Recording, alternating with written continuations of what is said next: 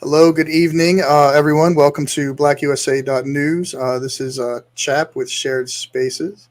Um, Tonight's guest, we have Kamal R. Hubbard, has it's Friday evening show on blackusa.news. He can tell you about that, as well as Scott Borger. Is that how you say your last name, Scott? I'm sorry. Borger with a hard G. Borger. Okay, Scott Borger, founder of Breadcoin, among other things he does. So, guys, I guess if we want to jump right in, welcome to the show, Kamal. Tell us about yourself. Well, thanks for inviting me to share some space with you this Monday evening, Chap. I really appreciate it. As you mentioned, I'm the host of Black USA Crypto News every Sunday evening here on Black USA News. And I'm also the author of DeFi for the Diaspora, which is essentially short for Decentralized Finance for the Diaspora. And I'm also the managing editor of the Cage Chain newsletter, which is one of the longest free crypto blockchain NFT newsletters out there. So check it out at cagechain.io. Subscribe. It's free. No obligation. You got nothing to lose.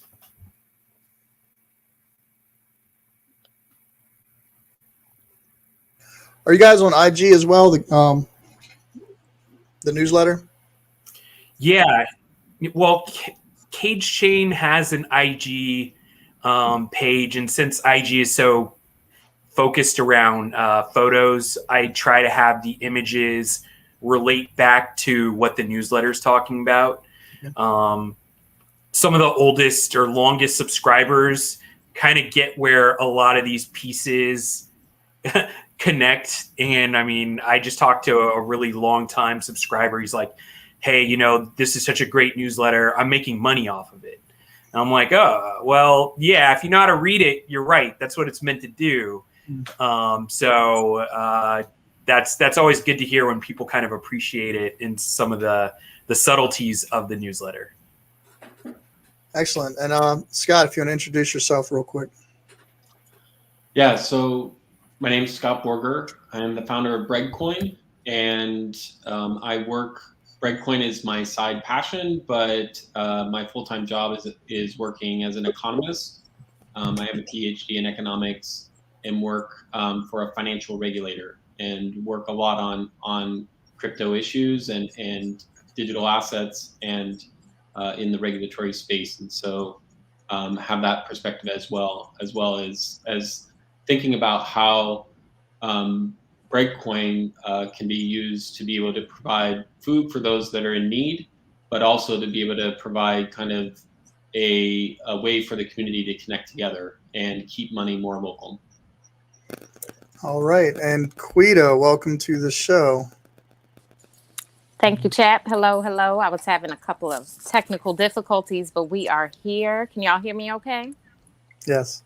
Excellent. So, Scott, it's good to see you again. I was on the call with you all earlier talking about Breadcoin, and I feel like I asked all the questions during the meeting. So I'm really glad to see you again and glad that you can share it with our audience.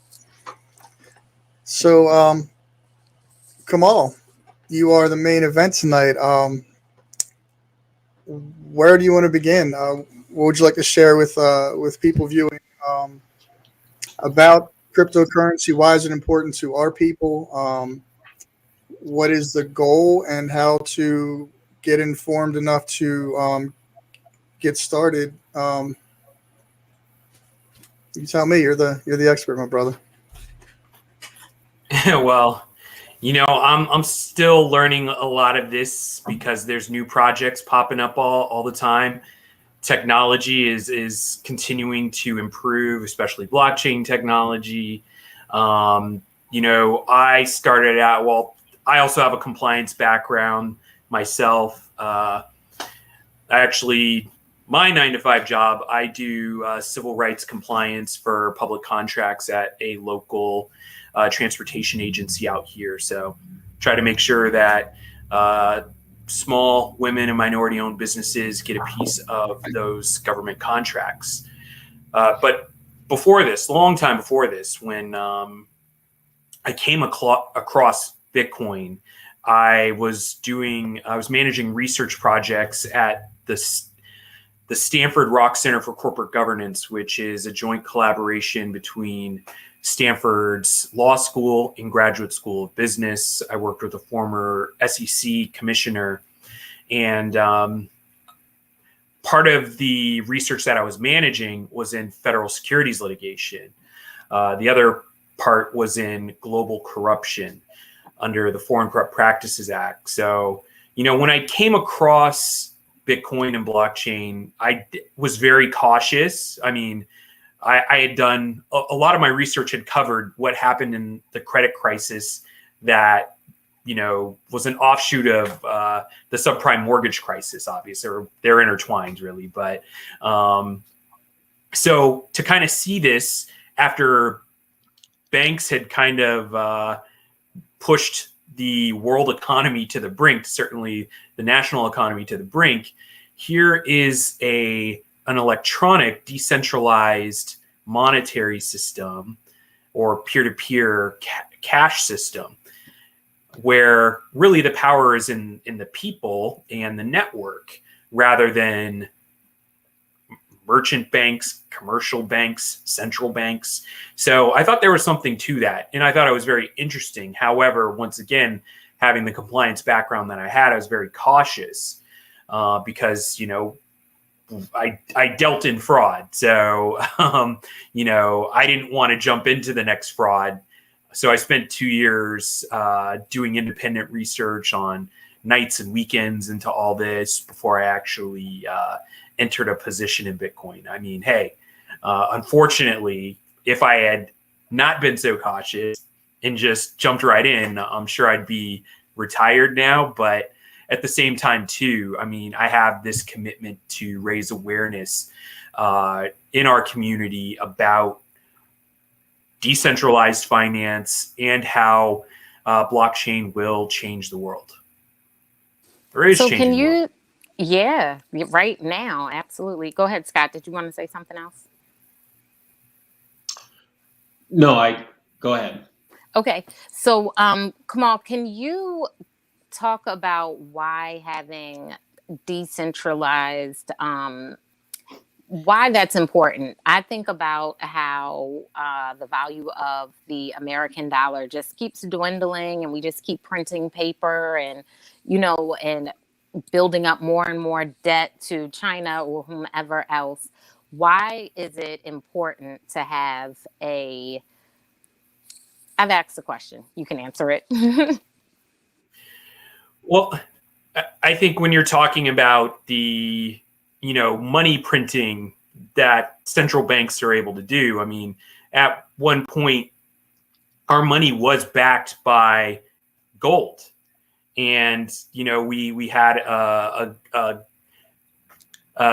gold we had system a gold standard, right? Yeah, gold standard where our money was backed by the gold that was in, essentially our reserves in Fort Knox. And but all that changed when we went away from that. And now what is the money tied to? That's a question. So now what we have is fiat currency, government currency, where the government can essentially, I'm not going to say do what they want because they don't. They try to issue policies that are logical, but we've seen many instances in history where central banks for countries have printed too much money, and so much so that the value of that currency is deemed worthless or not as valuable as other currencies in the world. So, we're kind of facing that now, where we're starting to see countries pursuing the central bank digital currencies. Obviously, China, a number of Caribbean countries have pursued this paradigm as well. So, and the United States is also going down this road, and they're slowly bringing the messaging and marketing around it. So I guess the next question then is, if China has its own central bank digital currency. The United States has its own digital or central bank digital currency, Russia, so on, EU, so on and so forth. What does that mean to cryptocurrencies like Bitcoin and the others, So that kind of remains to be seen, but it should be interesting. So with time, it's something that'll kind of unravel itself and show the true value. I mean, we understand that Bitcoin is backed by the network, but is there a way that you can say that so that people understand it? Because I know when people think of a dollar, it's tangible, they can see it, and it makes it real to them. How can people understand how Bitcoin is generated and how that works? Well, when it comes to the actual value, so let's look at all of these mining operations that are really that are here globally, right? Data warehouses of racks and racks of ASIC miners. All that stuff is not cheap. It's not cheap equipment. It's not cheap to have the electricity service all that. So all those assets are part of that network to keep the network running. So to a certain extent, you have all that behind it.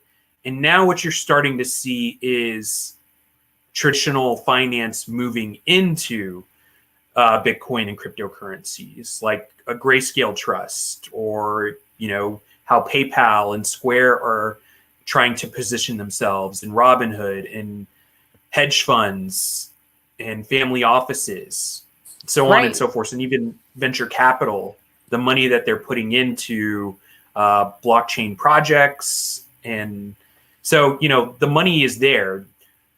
Finance, traditional finance is starting to, I think they always believed in it, but they saw it as a threat. And now they're starting to see the value proposition in terms of how they can integrate themselves into it and make money. And so now that's who's buying these large lots of Bitcoin.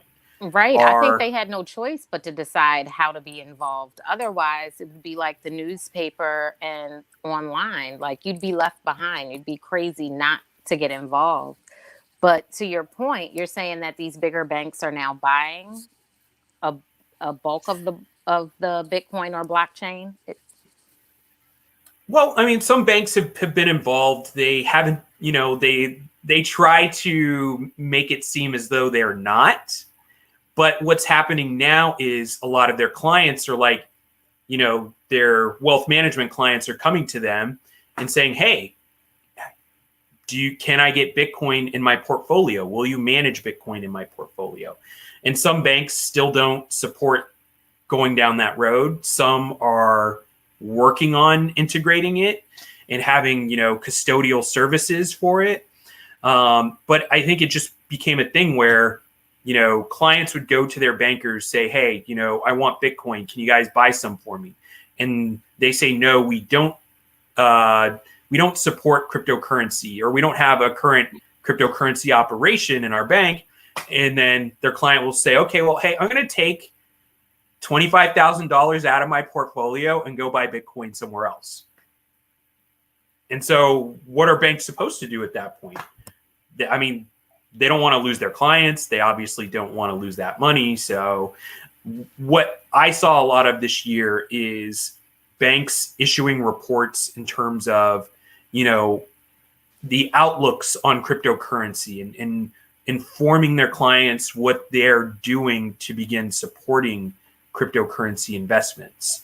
So, and then on the other side of that, you have what Coinbase, or in particular Kraken, what they're doing is trying to get bank charters. So they'll essentially be, these crypto banks, which is also very interesting, where you're seeing this on both sides. The crypto exchanges are positioning themselves to become crypto banks. That is interesting. It is. It really is.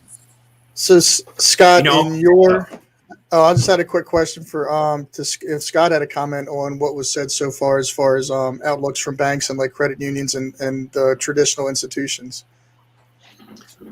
So I'm not sure how much I should comment publicly on kind of my but I all the see. views that I'm expressing here are my personal views. But so there is some interesting dynamics going on in terms of the competitive environment. Often, what we forget about is what makes a particular cryptocurrency effective is its governance scheme, right? Generally, what a cryptocurrency is an algorithm that has designed either a smart contract through the Ethereum blockchain or through some other methods. It is basically providing some unique tool or way that it's bringing something to the table that's saying this is the value add for this particular cryptocurrency. And the ones that will dominate, I think, long term are the ones that have thought through the governance questions of where do the voting rights go, what is the structure of it, what makes it consistent with our values of our financial system. We wouldn't want a financial system that was used for terrorist activities, and that's what our financial system is set up for right now. And so we have to think about decentralized finance in that way. The first question that I asked when I first thought of Bitcoin so I was introduced to it back in 2011. I didn't buy then either, otherwise I would be retired. When I first saw Bitcoin in 2011, the question that I had was, well, isn't it just a fiat currency as well? It doesn't have anything that backs it. Do we need something that is asset-based cryptocurrencies? Do you have any view of that, Kamal? Of kind of obviously Bitcoin has an incredible network that's behind it, but if everybody just decided they didn't want to go to Bitcoin, there is no fundamental value there. Do you have any view on that crypto space where it also represents something that is kind of ephemeral in some way?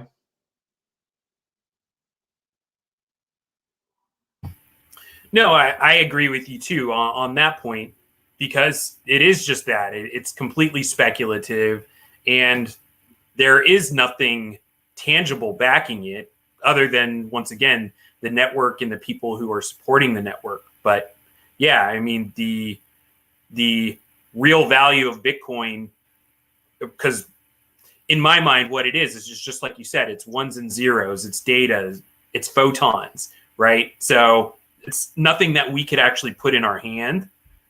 So now it just comes to how much people have faith in it and how much people have value in it. And, to a certain extent, we kind of say that, constitutionally, the full faith and credit. There's people put their faith into this. There's people who've definitely maxed out their credit cards to get Bitcoin. And then the energy it also takes to learn and navigate and traverse this learning curve in terms of what is this. And then, sometimes moving Bitcoin maybe from one wallet to another or one exchange. I don't know how you feel, but sometimes when I do that after a day of trading, I'm tired. So, I mean, I think there's definitely energy that people put into this that to them makes it feel real. And there's obviously people who have used Bitcoin to do good things, mostly good things, sometimes some not so good things. But when the people are able to use it and get something tangible, they can actually say, oh, hey, I bought this car with my Bitcoin. A guy I know who exited in 2017, he bought a business and, basically financed his business, and, he's doing pretty well for himself. So, I mean, you can't say that you can't get something, that end product, from something that means nothing, and then it also goes back to the question of the value of a dollar. Here it is, a piece of paper in our wallet. Why do we give it value? We give it value mainly because the government says it has value and it has the ability to settle, claims. We use it as a medium of exchange. And now, once again, this digital paradigm is upon us, and, money is becoming digital. And that also asks the question of why are these other networks aren't as valuable as Bitcoin? I mean, I think it all comes down to the same thing, and it's kind of a network effect. And I say that to say I'm also very interested in your opinion of Dogecoin. And I was going to comment too, because Bitcoin's already got all the hype. It's established. It's marketed. But I wanted to touch on other coins and how they operate. I'm interested in the news, like on Matic Coin, as it begins its partnership with Google. There was, I think it was Bitcoin, which actually had prospects to partner with Minecraft, which is genius because I'm 43. I play Minecraft, and the 3-year-old next door plays Minecraft with me. So it's like everyone plays Minecraft. It's kind of interesting. But then you have like Fetch AI, which is run by AI and always adjusting itself, kind of like with not very much hands-on. And then you have the social media like Shiba Inu, the Doge Killer. And so there's all these really interesting different things to invest in, very culturally different depending on, I guess, really just what interests you, right? Like, what do you think, and just what do you think about the landscape of the different coins, Man, I don't know if I'm an expert to be able to comment on these, but I'll just generally comment on the first thing I'll say is I was kind of a little critical of Bitcoin at the beginning, but the technology that underlies Bitcoin is as revolutionary as people say. It has the ability to change the way that we've been doing kind of payment activities, and being able to just register something in a decentralized way. The way that I used to talk about this. So when I first started out of undergrad, I worked for the city of Chicago on finance and housing projects, and lawyers would send me down, and I would have to go through the books to be able to look at who owned a particular property in Cook County Recorder of Deeds to be able to see who actually owned the tract of land. And these thick, dusty books that you're looking through, and nobody's looked at them for 10 years or something. And so that to be able to record like who owned that property and who changed that was a very onerous process. But there was one place where you could see the ownership, and that was in this county recorder of deeds. That's completely changed. You can have all that information that's stored there on thousands and thousands of computers, and that just changes the way that the world works. And so there's all sorts of possibilities with this, and it doesn't necessarily have to be used for payments. They can be used to be able to just facilitate transactions, to be able to have smart contracts. And so I get really excited about this. Then when we go into this realm of the different coins, I feel like it's a little bit like politics, which is don't let someone use your values for their power and greed, which is this area that is that they'll make it attractive, right? It's completely in marketing. They're trying to draw a network together, and that network provides the value that's in there, that's intrinsic in the coin as it exists. Eventually, there will be asset-based kind of payment systems. Breadcoin as a fundamental value of bread, that's kind of its desire, is to kind of be in that space. But ultimately, there's lots of interesting things out there, and I think it's interesting to be able to kind of join with other people, to be able to learn about it, to be able to investigate it, to find something that is kind of sharing your values, but recognize that people will try to exploit that, and just to be careful in this space. But again, the technology is revolutionary. People are going to take it to change the world. What that looks like, I would just remind people that the powerful have always taken every tool and used it for their own needs, for their own sake, right? And so how does the community use that? What does it look like for a community to have something that reflects them? How does the way that the coins get validated kind of make it reflect the community and not those that have the biggest computers and the most access to electricity? So Scott, real quick, I wanted to ask, are you able to comment on, as far as the founder of Breadcoin, are you able to comment on some of the framework or work going into eventually making that a digital currency, or is that something you can speak of right now, or is that something that's just in the works, long-term vision? It's in the works. Usually I require non-disclosure agreements to talk about Okay. the way that Breadcoin's kind of going to move into the digital space, but Okay. there is a recognition that the community, that there can be community-based, something that shares our values. The technology, because it's decentralized, we could create what we want with it. It doesn't necessarily have to be Breadcoin, but there is the possibility of something that looks like local currencies, that keep money local, that lift people up, that allow people to be networked together. I'm constantly reminded that currencies are kind of the ultimate social network, and there's something that's valuable in kind of connecting people together. And so if we want our communities to connected together, thinking through what these issues are going to mean for that is important. And so that's one of the areas that Breadcoin's thinking about in terms of trying to do it right. We have a physical coin because we're trying to be inclusionary, but what does that look like in the digital space? How do we create access to credit for vendors? That is something that I can talk about, is Breadcoin's trying to provide access to credit to vendors that may not otherwise have access to credit, and they're charging up on their credit cards to be able to just do the basics that they need for their small business. And if we can provide access to credit for those businesses by being able to pay back in the Breadcoin, that creates all sorts of a new environment, and that's the space that Breadcoin's thinking about. But in general, this is the exciting parts of cryptocurrencies and this technology in general. All right. So, Kamal, you have any comment on some of the smaller coins out there, or other things going on? Yeah, of course, beyond Bitcoin. Yes, no.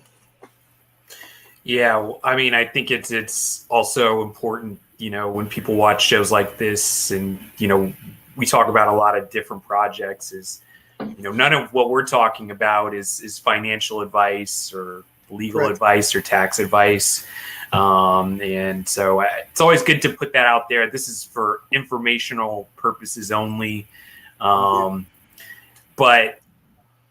I think what Scott mentioned before is very correct, right?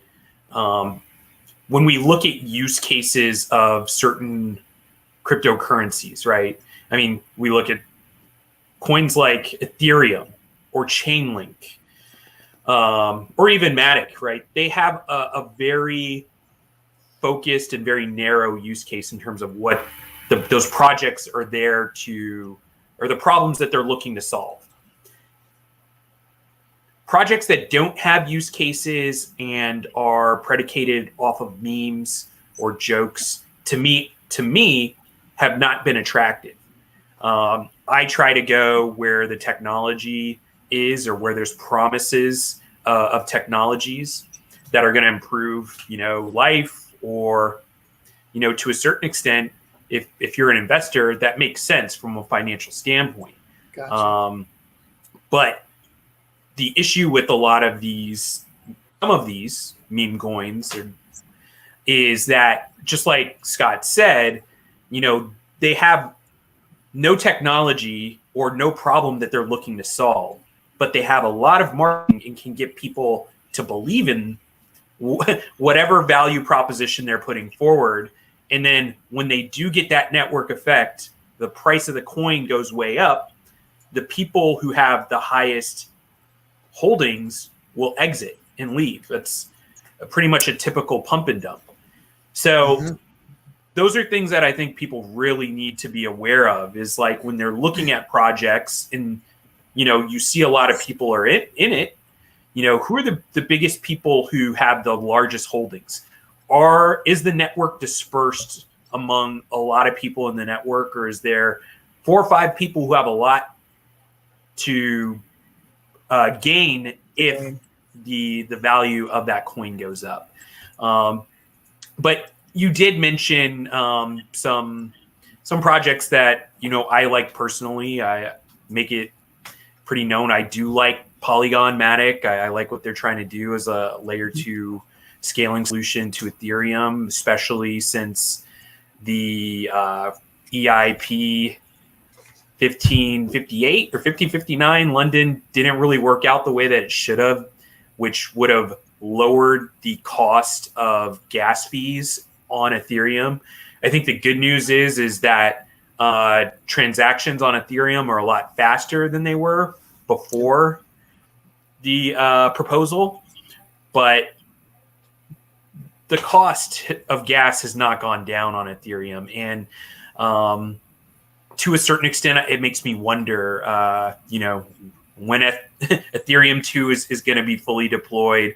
But it's really looking like Ethereum is going to be the enterprise blockchain of the near future, possibly, or at least, one of the go-to enterprise blockchains. Now, for someone like me who, I do DeFi on Ethereum, not a lot, because once again, I'm prohibited due to the cost.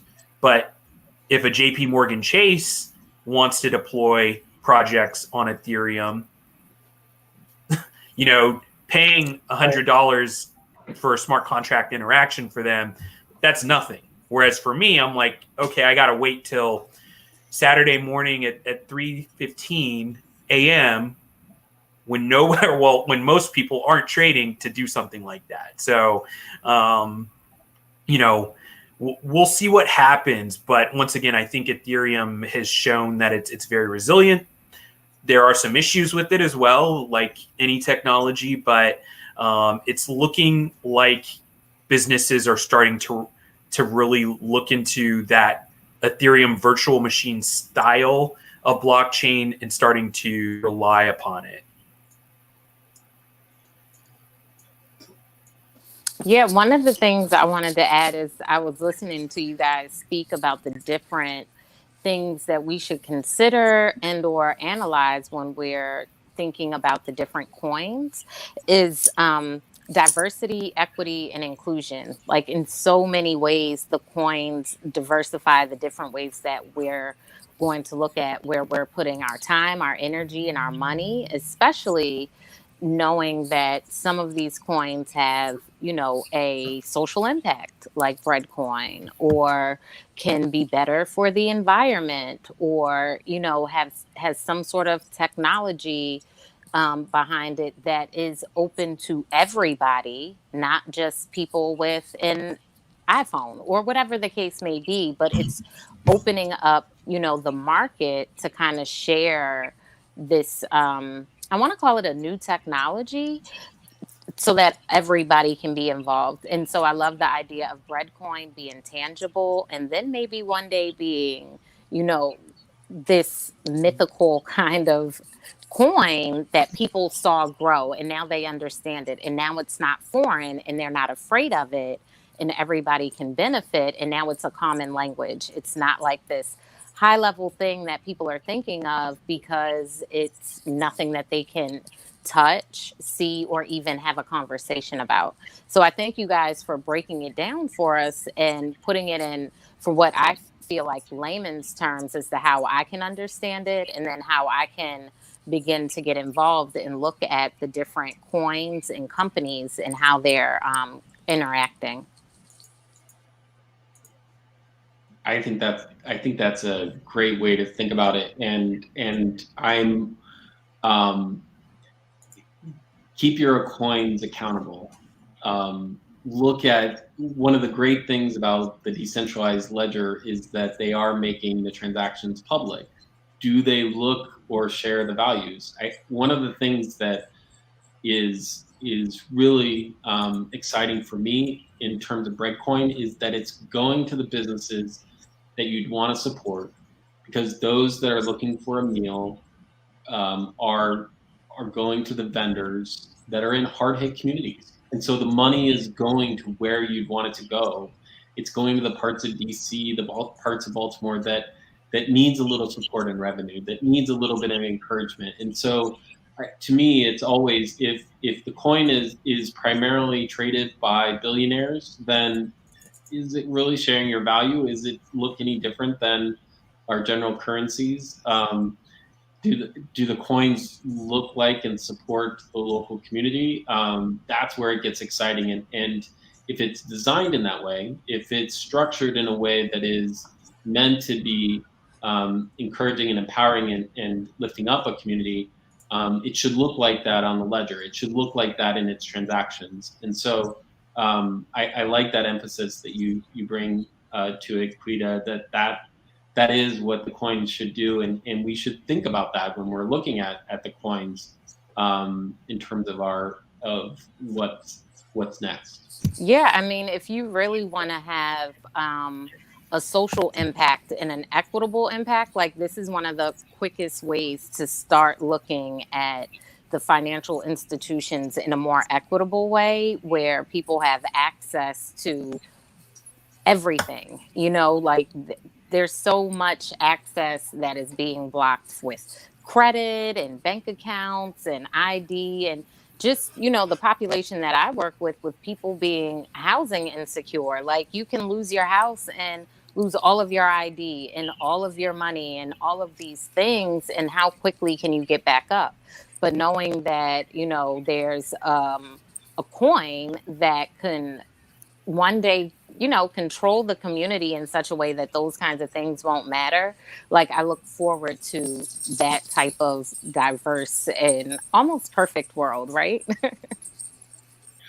Well, let's hope, right? Like, and that's the choice that we have to make, and that's why we have to be educated, and that's why I appreciate you guys doing this podcast, because it's incredibly important, because it could also be tyrannical, right? It could be used to completely control people and to control all the payment systems and to be used in a very despotic way, right? So it can be both. It can be both a very hopeful state, and it can be something that's very negatively used in the community. And we have the choice, but we have to choose, and we have to be aware of those choices that are being made for our communities to make sure that the new technology is used to benefit the community and not to reimpose existing structures that have created huge divides in our society. Yeah, I'll add this one last thing. I know you wanted to say something, Chap. Well, Kamal's all for you too, but definitely go ahead. Right, but with the whole systemicness of it all, like that was the part that in my mind, I said, oh, well, if we can not completely, but you know what I mean? If we can figure out a way to eliminate a way for monopolies to exist, and the coin is completely diversified where no one person owns more than 10% or whatever that magical number is, so that they're not controlling, how the community or how the coin is being received. Like, I just look forward to people, average Joes being able to make that kind of impact and influence. So go ahead, Chappie. I want to get to Kamal, but I just wanted to comment on what you're saying earlier with the bread coin, with the long-term vision of becoming digital. What a great marketing, right? You're just in the community, just pouring into the community. Period. Like you're not asking for nothing back. There is no, there's no money going into Scott's pocket. It's everything he gets. He pours into the community. He gets his coins minted, and so the coin is physically in people's hands. He's building up a familiarity with a tangible coin. I mean, it's just a token. It's not a currency, but with implied value that, if you launch into a digital space, there'll be an army of neighborhoods behind you that'll say yo, let us, and neighborhoods that are experiencing poverty and hunger that can say, yo, we know Breadcoin, we know what they're about. And those might be some of your initial investors or people that see the value and perpetuate the momentum to bring more value to it. And those are the people that we want to redistribute wealth to, the people that understand the value of something good, really. And are affected and changed by someone who's just loving and pouring into the community. I think that's really, God's hand is on that. You couldn't strategize better. I know for myself and Quida, we just pour into the community. And, you know, you mentioned Baltimore Homes. I think she was here maybe like a month in Baltimore, and she was known because she was out in the community visiting everybody, doing, you know, IG live and just not making connections as much as building relationships. And, you know, and it's really, really interesting, going to be interesting to watch it evolve. And, you know, Scott already knows we're all in, and any way we can support. But go ahead, come on. I know you've been off mute for a minute, so please share. Oh no, I mean, hey, this is shared space, so you know, I'm trying not to do as much talking because it's always good to hear what you guys have to say, as well as Scott. I mean, I thought the proposition of Breadcoin is very thoughtful, and you know, I've worked on a project similar to this, but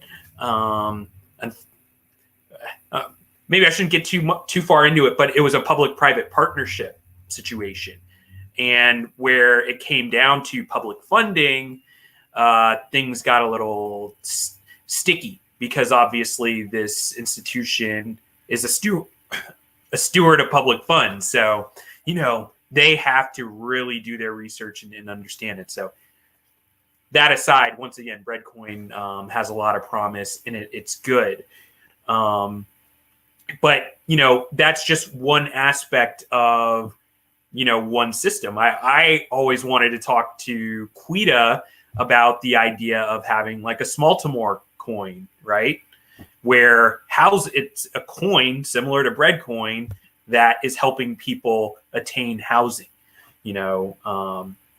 Maybe that's another discussion for another day, but I think it is. It is definitely worth it. I would love to. I couldn't even imagine to think, but thank you, Kamal. Please continue. Well, Scott's got a good framework. I think bring him in on that if that's a conversation to have for sure. All right. Well, maybe that's a future show, but I've been waiting to ask you that, Quida. But and like I said, we could probably talk at length. You know, but the other thing I also kind of want to go back to is when we're talking about these other projects, a lot of people are intimidated by blockchain or cryptocurrencies, and, you know, they're afraid to lose money because, you know, there's a lot to lose. You could lose it all essentially.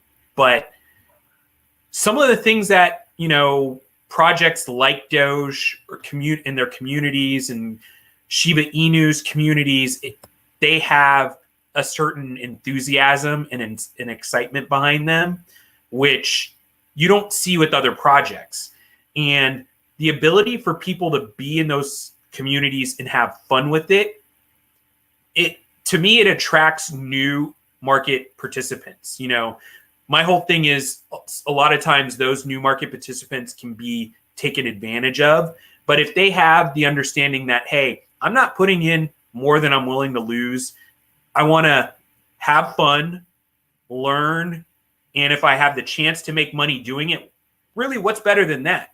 So to a certain extent, you know, it cuts both ways. I tell new people to have caution because, you know, I rode the Dogecoin train at one time, and I had fun with it until I wasn't having fun anymore.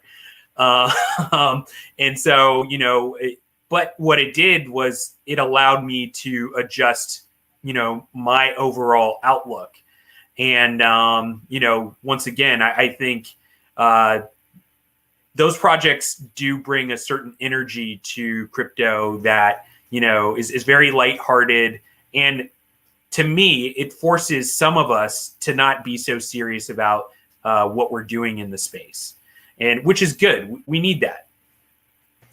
Yeah, and I'll comment. It's kind of why I liked. It's kind of like the Shiba Inu, man, because it's just straight hype. It's straight. I mean, it's almost absolutely useless in my opinion, but the hype does have an effect and it does have value. So to that point, you know, I love it.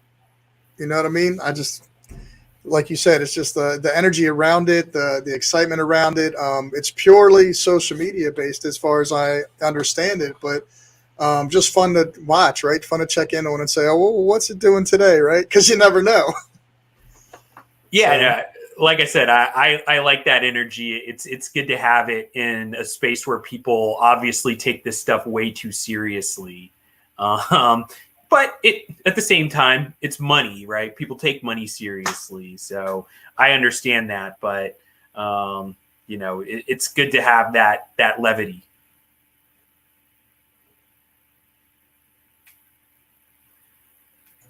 I agree. I was trying to, while we're talking, look up some of the other meme coins just to put them out there, but it's not even not even worth it, man. You'll be looking for a long time. Oh yeah, there's quite a few.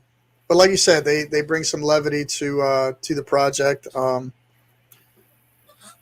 the crypto project in general. Yeah, I was hoping my friend Trek will be on tonight because he can add to the conversation and tie it into some of the concepts of LongFi, which he's been educating me about, and I've helped put some antennas up on top of some houses in the community.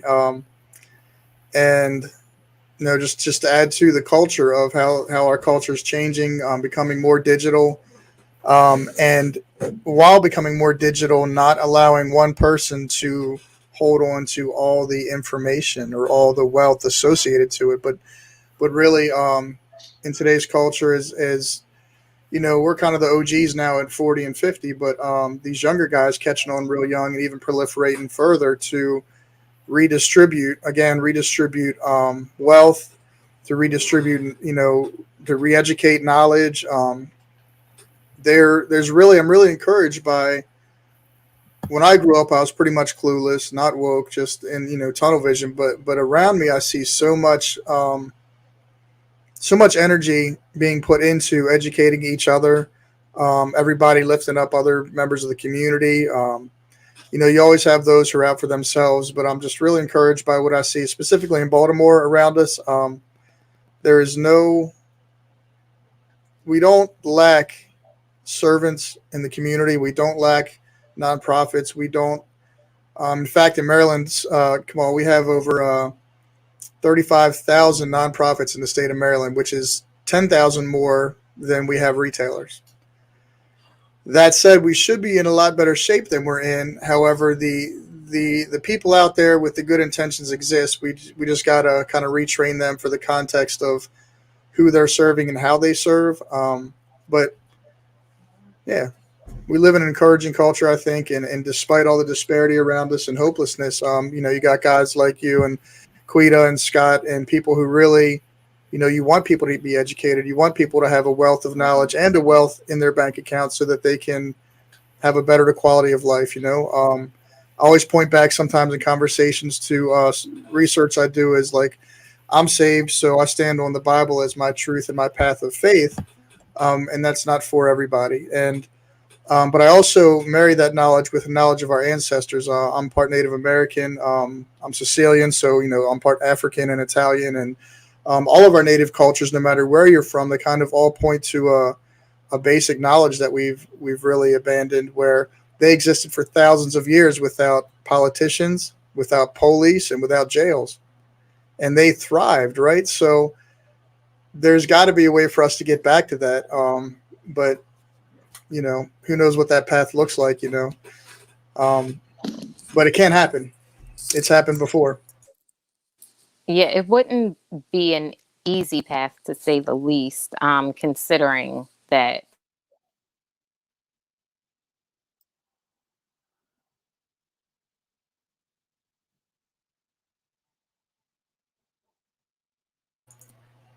Mike's not working, Q.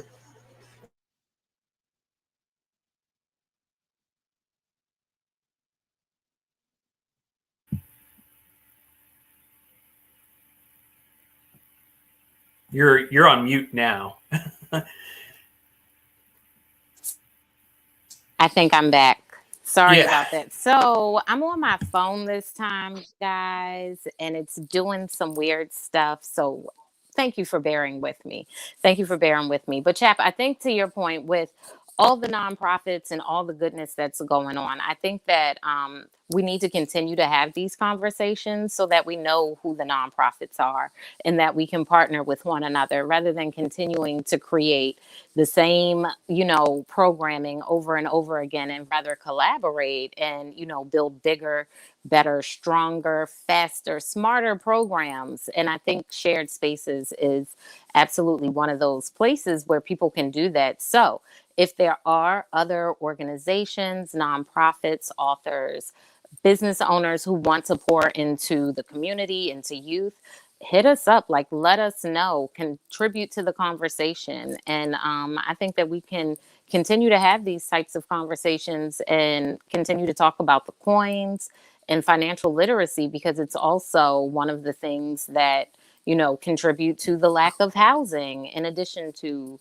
the blight and vacancy issues that are here in Baltimore. We have our layers and problems stacked, but I think as we pull apart one piece of the Jenga puzzle each day, like, we're slowly getting to the bottom of the layers to make a change. So I'm encouraged, and I appreciate you guys for sharing everything that you all had to offer today as well. Well, and it's just interesting thinking about back in the crypto space, the way that Bitcoin provided value to the miners was that you validated the blockchain. They were providing value to the network by verifying a transaction.